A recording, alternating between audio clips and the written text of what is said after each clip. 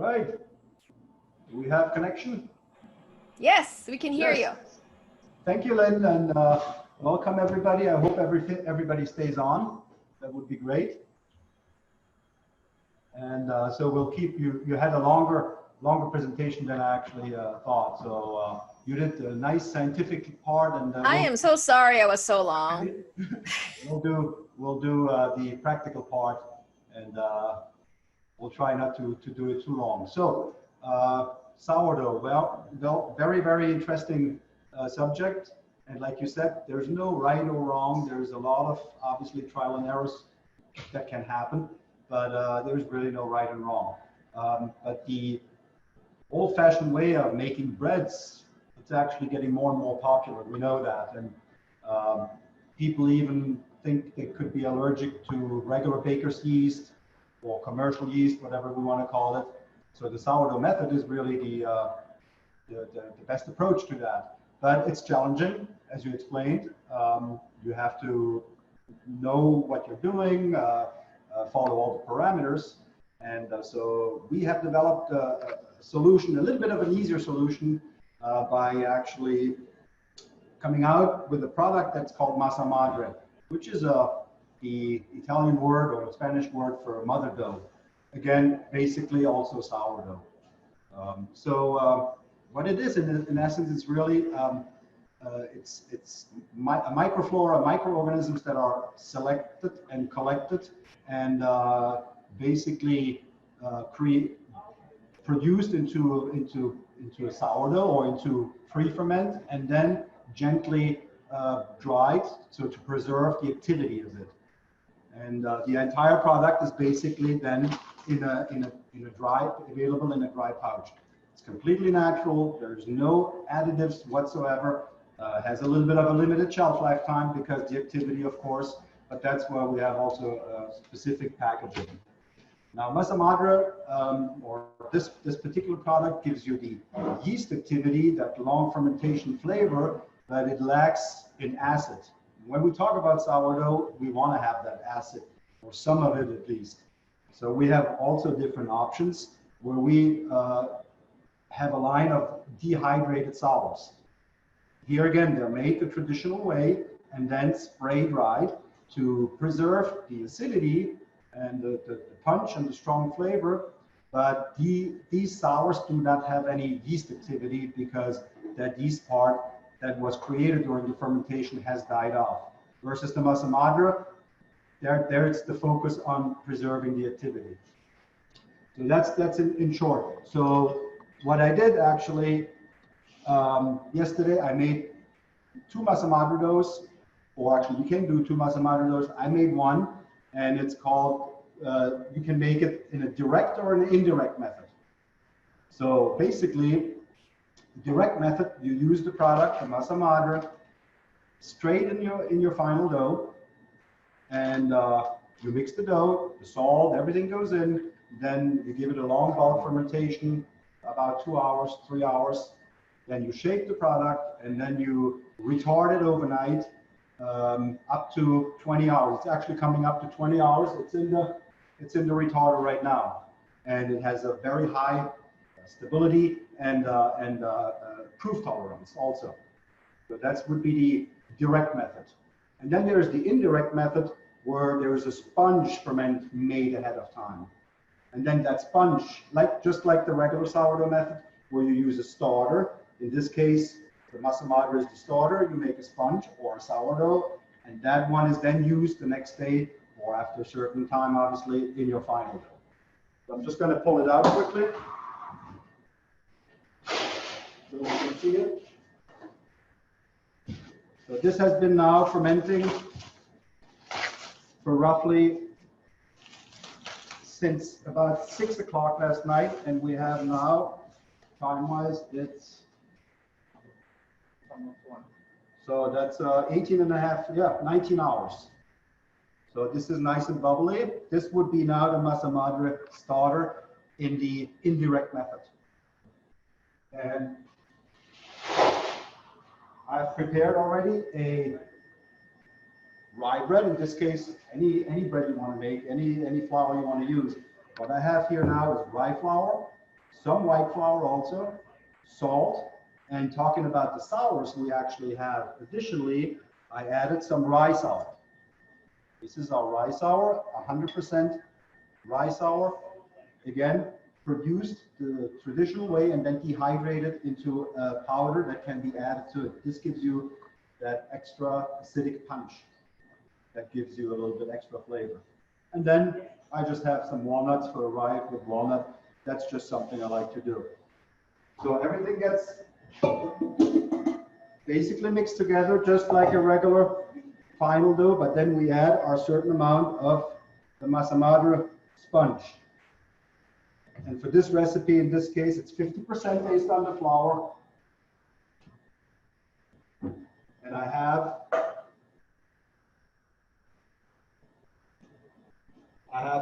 5 kilos of flour, so I put 2.5 kilos of the sponge in there.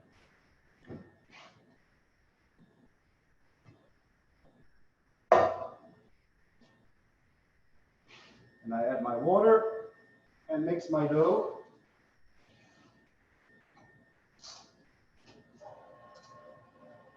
And after mixing and after bulk fermentation, it gets shaped, and then it can go into the proofer for the final proofing, which takes a little longer, or it can go back again into the retarder for an overnight fermentation. That's the one method. So this is the sponge method, or what we call also the indirect method. And again, I keep saying it, there's no commercial yeast in it. It's all the activity from our masa madre. So it's nothing that is made with yeast. So now I'm just going to showcase the direct method. And maybe you can focus a little bit with the camera. So again, these were made about the same time last night, around 6 o'clock.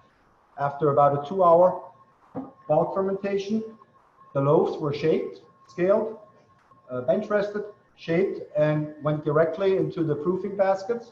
And then they went actually into the retarder, but not as a cold 45 or 48 degree temperature. Masa madre has the big advantage of actually being very tolerant.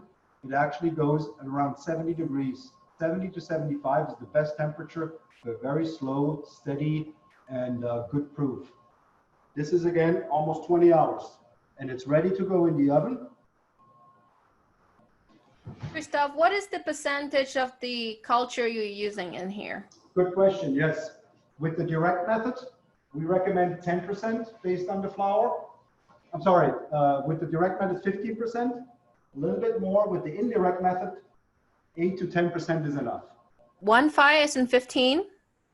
1.5, yes. Okay, got it. And someone wants to know what's the brand of your spiral mixer? That's a little tabletop mixer, and it's a Diosna. Oh, Diosna. There you go. It's an old one, but it's a very nice tabletop version that mixes easily small doughs of about 2 pounds of flour, or you can go up to, it's actually an 8 kilo mixer, you can go up to about roughly 15 pounds, 16 pounds of flour. So as you can see, it's pretty stable. It's nicely proofed. It has great stability. I'm just looking for my raw. And this dough, again, like I said, the 15% of masa madre based on the flour. And then I added our sour to it. We have one that is called San Francisco sour. It's a very strong one, completely natural dehydrated, obviously. It's right here, this one. And this goes in at 2.5%. Oh, nice. And then from the long fermentation combined with the sour, you get that nice sort of San Francisco style punch in there. And this is a consistent thing you can do on a daily basis without being worried if my sourdough starter is really active enough or not. Wow, look at those. They survived my 20-minute over talking. They're not like going flat or overproof. Nice stability, and they're going to open up beautifully in the oven. I actually have some still in the oven from another batch that I baked that I put in a little earlier. So one of the questions was, there is some commercial liquid sours on the market. Can that be used to replace traditional starter made from scratch? Say again, I couldn't understand that. There's some commercial liquid sours on the market. Can that be used to replace traditional starter made from scratch? Well, the commercial liquid ones, it's the same thing as our dry sours. They have no activity. Oh, So no activity. They give you the flavor, exactly, but they do not have activity. Okay. So you will not get the rising, the bubbly texture that you need from that fermentation versus the Massa Madre has that. So you have, it's basically, Massa Madre in essence, it's a yeast replacement, but made in a different way, of course, with much more flavor. Joan asked if you use steam and how long do you use it for? How long do you use steam? Oh, that's me. I You steam, use steam. it's not a timer, it's actually a certain amount, it's 200 milliliters. Oh, interesting.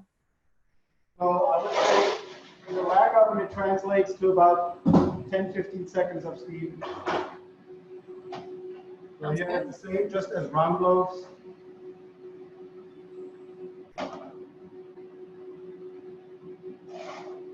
It is very surprisingly Very resilient. How long have these been fermenting? They have been in there for close to 20 hours now. Wow. But keep in mind, they were in there at 70 degrees. Not at 48, like when you retard the normal way at cold temperatures when you use regular yeast. This Massa Madre product works the best anywhere between 70 and 75. That's the optimum range. Of course, when it gets warmer, it moves a little faster.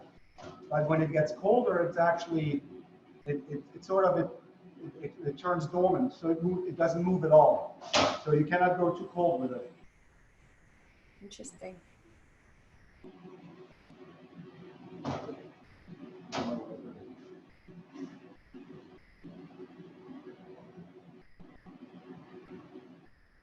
So a few nice cuts. And when I make my sourdough bread with Massa Madre and sourdough, I always use a combination of white flour, and you mentioned it before. The organic flour is even better, obviously, for more natural microorganisms, better proofing, better activity. But also I add some whole wheat flour, about 10%, like a 90-10 ratio, either whole wheat or rye. It's a very traditional for the pain de campagne, which are usually made in France with that traditional, with a levain or sourdough, obviously. So it gives it a little bit of darker crumb, a little bit more flavorful crumb, and just a nicer look, overall look. So we'll put this in here.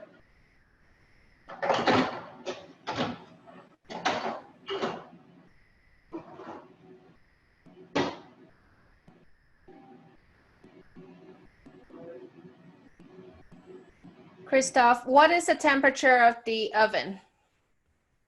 450. 450 degrees Fahrenheit. I try to always have especially in a deck oven where I bake it right on the hearth. I want a good hot bottom that gives me a good push to the bread in terms of volume. Rises up, it opens nice, the cuts.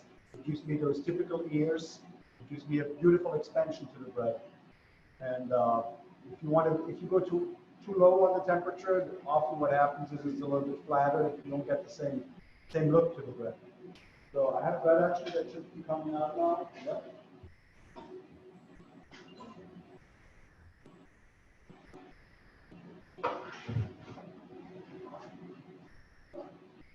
So. Oh, that's nice. Ones that I just put in the oven. This was a 25-minute bake at 450. Wow, that looks fantastic.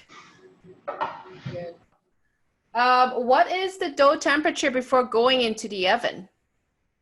Dough temperature before it goes in the oven, right out of the retarder, which I had it around at 70. 70. Okay. Yeah. In the room, it's now about 75, 74. So it's about 70 degrees. Okay.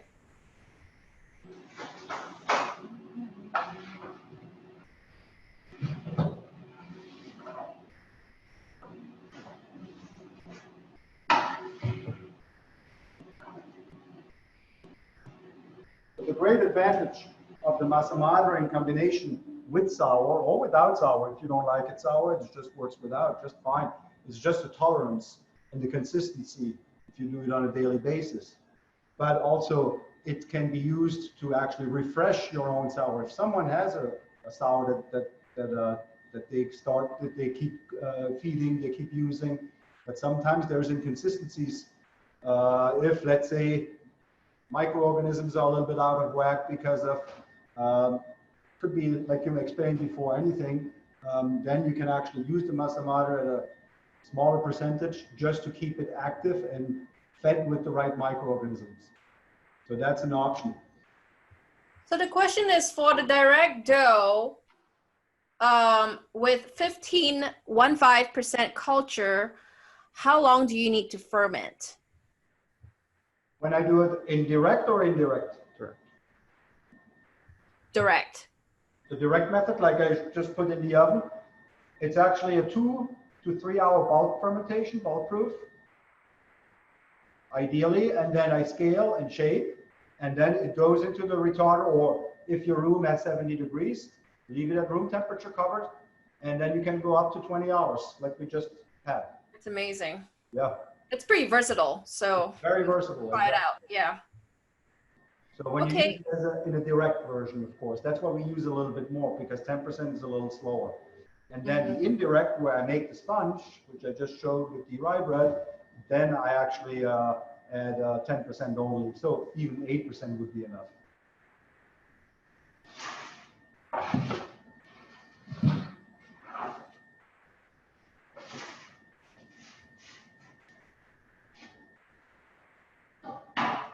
So, and the different sours we actually use the most is our rye sour I mentioned in the beginning. Then we have a regular white or wheat sour, which is made from whole wheat. And then the San Francisco sour, which I used in this bread because it gives me that punch a little bit, that acidity, which again, also, like you mentioned in your presentation, has a higher acidic acid content. So it gives you that slight vinegar aftertaste mouthfeel, which a lot of people love.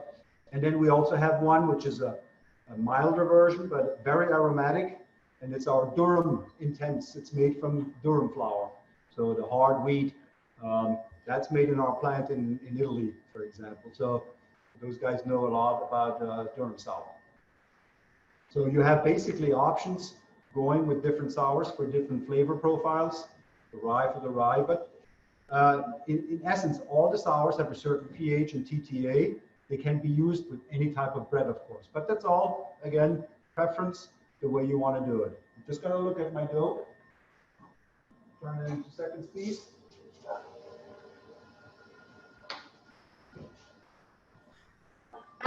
So, Christoph, can I take a minute of yours to answer a question? Absolutely. So we are going to have Janet. We're going to unmute Janet Daub. I think that question is really interesting. She has a problem with the rye formula. Okay. She finds it hard to work with. It is a rye with pecans and cranberries. So Joanna, if you could unmute Janet, we could have her ask the question. It's 62.5% water, 15% pickle juice, 22.5% starter, flour at 100, rye at 65, and AP80 at 35%. Salt 2%, pecans 12.5, and cranberries 8. The volume, I can barely hear it. I'm just going closer to the computer because I have trouble hearing you. Oh, okay. So do you see the computer? Can you click on the Q&A and see how she typed out the formula? Okay. Which question? Scroll all the way down. Oh, all the way down.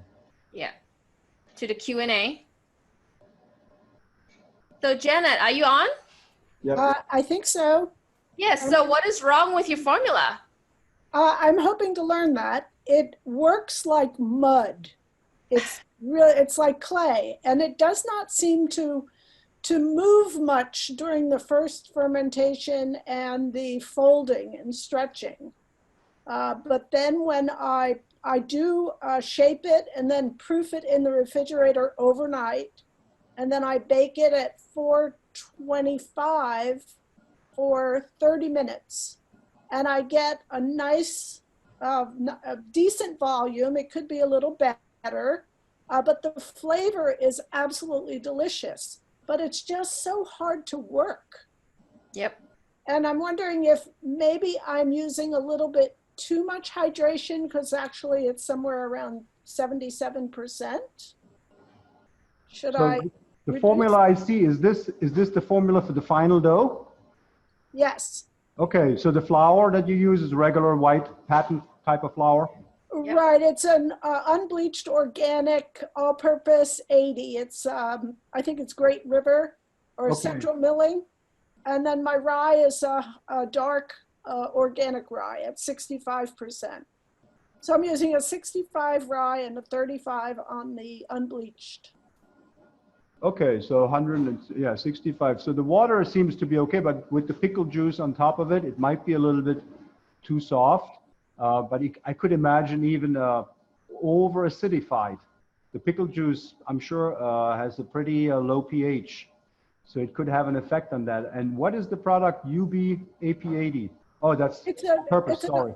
Yeah, it's an organic unbleached flour from Central Milling. Then you have the salt, the pecans, yeah. I mean, the only thing I can see here is your starter amount and the pickle juice. I think the pickle juice could be a little bit over acidifying it. And Okay. then you could lose structure.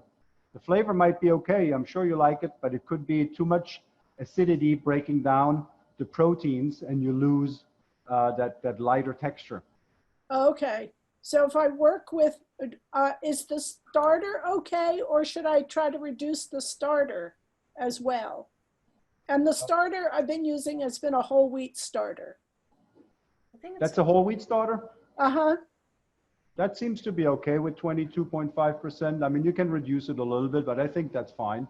Okay, but maybe work on reducing the pickle juice a little. The pickle juice, I have a feeling, because pickle juice is really very acidic. It goes down to the 4 and 3 pH level, and it could actually affect the development of the dough. I mean, I have a feeling that's what it is.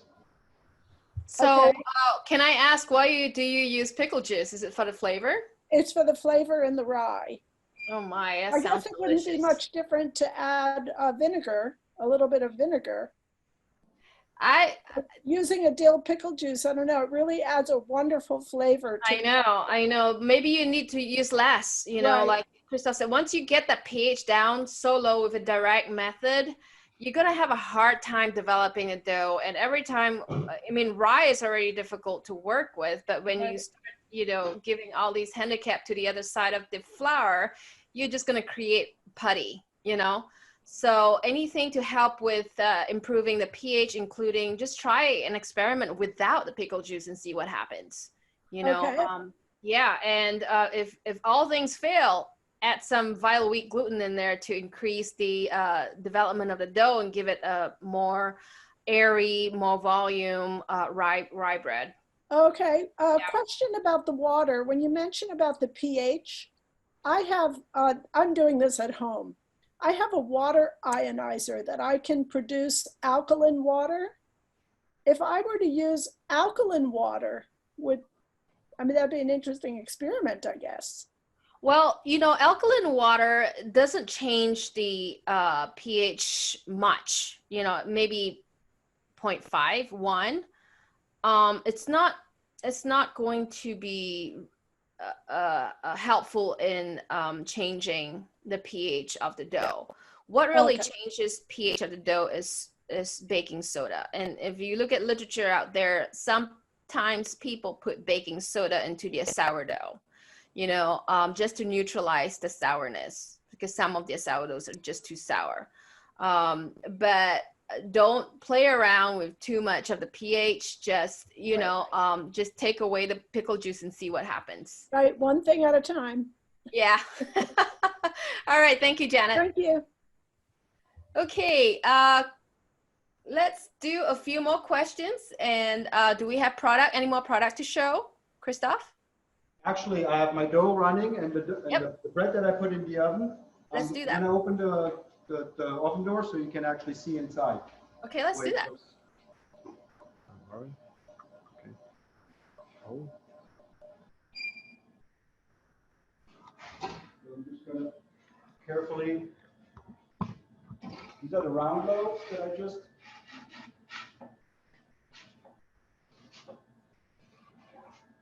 so you can see how beautiful they actually develop. Obviously, it's still not done yet.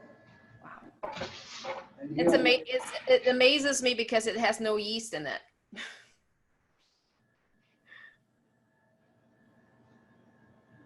Beautiful crust opening with the ear.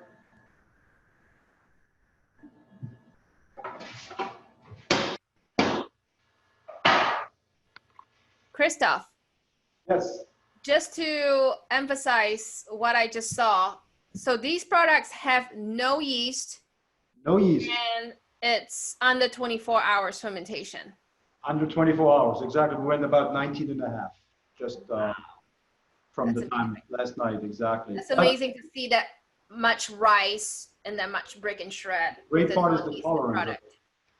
The tolerance is wonderful. I mean, there's even taking it out of the basket, or if you have it on couches or just on basic sheet pans, it's possible too, of course. But just the handling is so easy, and the product is so tolerant that there's no problems of deflating it and that it wouldn't come out nice. That's the nice. Garrett says they have doubled in size in the oven. That's crazy. Yeah, they're pretty much doubled in size, exactly. Yeah. These are actually 380 gram loaves, so they're not that big.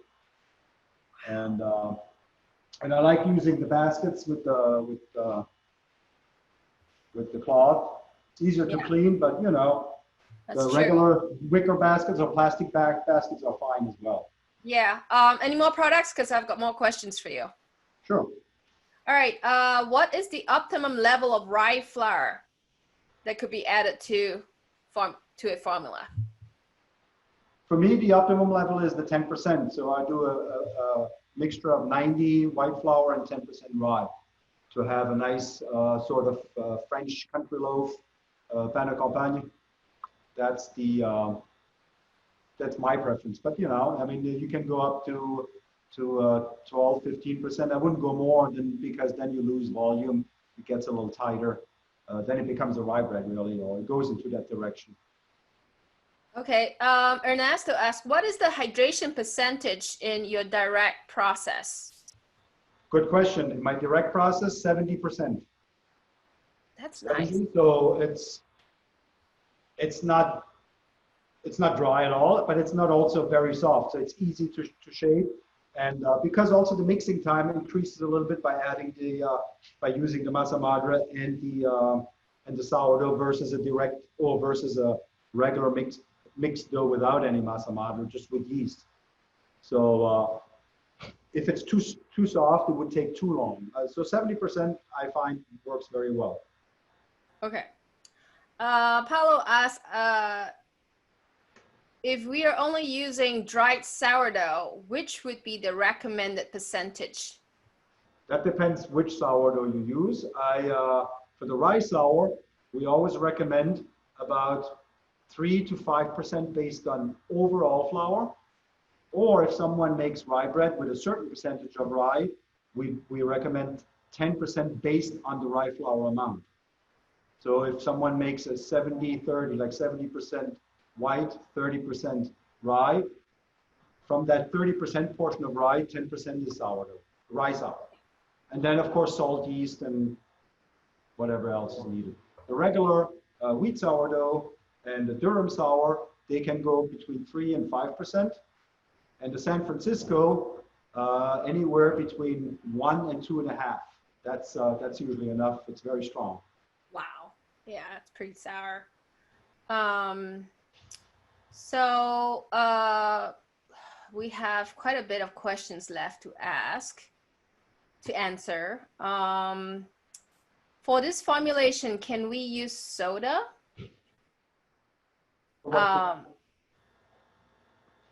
As in baking soda. I think you can, but it's just going to make it less sour. Okay. What would be the optimum TTA?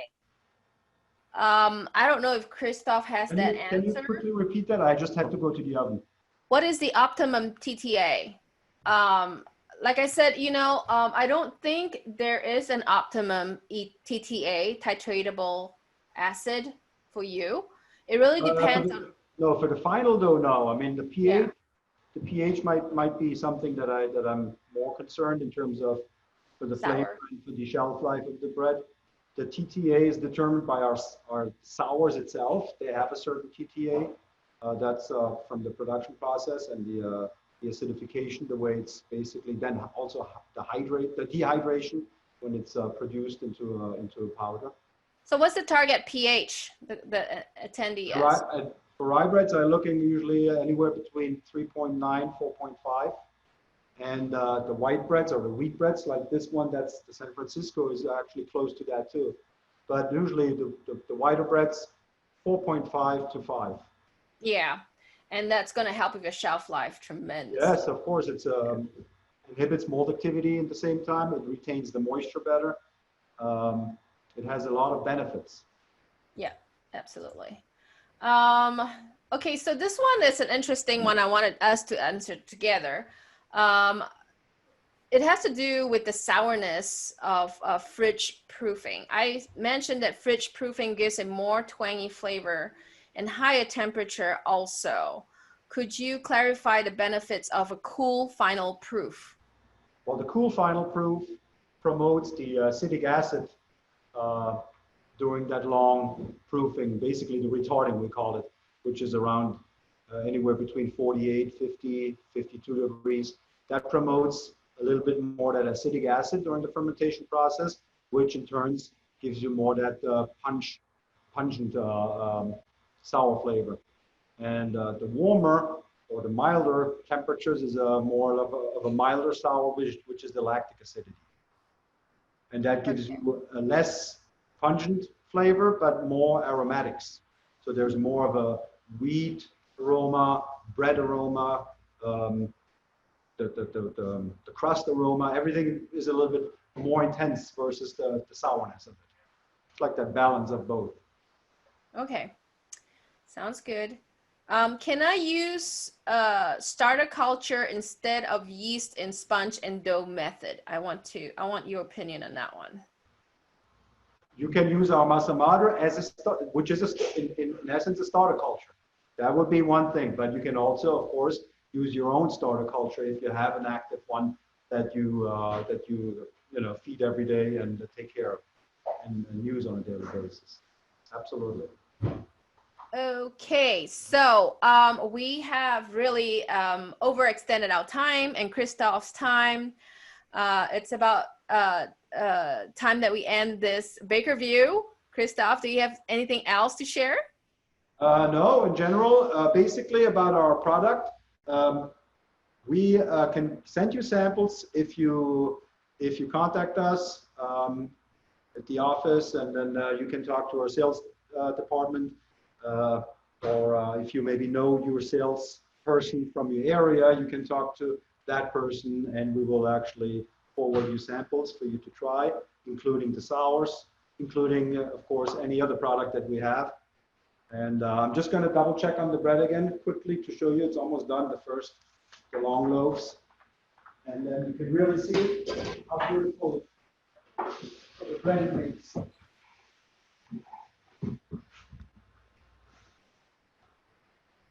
Wow. Very nice. Yeah, that's awesome. All right. I have one more question for you. I forgot to answer. It's from Lazarus.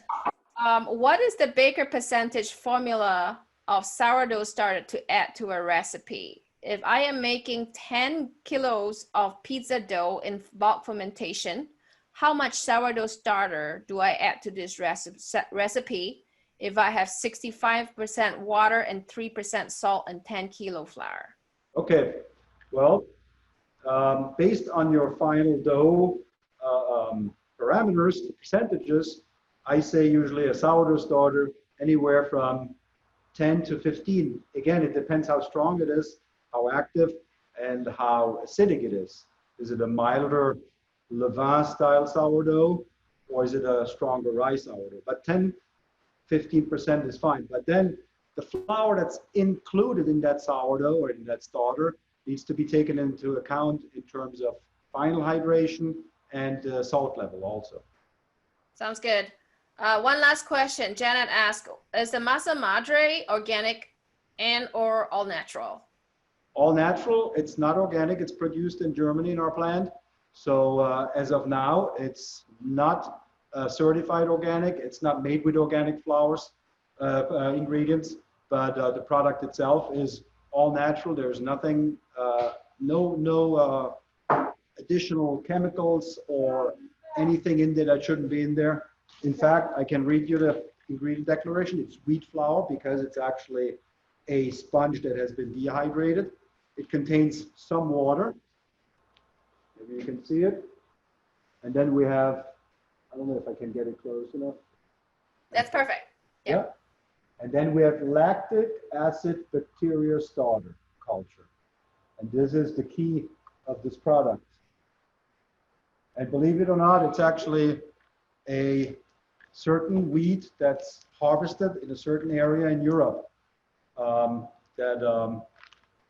that is actually basically having that certain microflora in this area somewhere along the Austrian-Italian border. That microflora is so active and strong that we were able to basically make sure to perpetuate it and have a product that actually is nice and active and gives you that fermentation that you're looking for. All right, I swear this is the last question. That's okay. In the indirect method that you use, what are the conditions that you use in the retarder? If Indirect method for fermentation. What are the conditions in the retarder? Oh, in the indirect method, which is the condition in the retarder with the indirect method, same thing again. Same thing in the retarder around, I want to say 65 is the coldest. I wouldn't go lower than that. And usually around 70 degrees, it gives you the nice retarder. I mean, then you can go up to, like I said, the 18 or even 20 hours. Right now we're almost at 20 hours. So yeah, wow, okay. All right, we are going to end this BAKERview on sourdough techniques. If you have any more questions and if you want these awesome samples, Christoph's email is there. Send him a request and he will send you a sample. Scott's email would be more beneficial. Scott's email. Yes, okay. He's our sales manager, and that would work much better because then I have to forward it to him anyway. I know. Yes. But any technical questions, of course, I'll be always available. USA.com. Yeah, we got it there. Okay, and we will follow up later today with the PDF of this presentation. And in a week, we will have the videos up so that you can refer to it. And again, sign up for our next BAKERview, and it's going to be interesting. It's on shelf life. And thank you, Christoph. I really appreciate you spending so much time to educate us on how to bake sourdough. Thank you, Christoph. Again, here the bread. I want some. I want some. Thank you. Thank you for everybody. And any questions, feel free to contact us. Thank you. Bye-bye. Bye.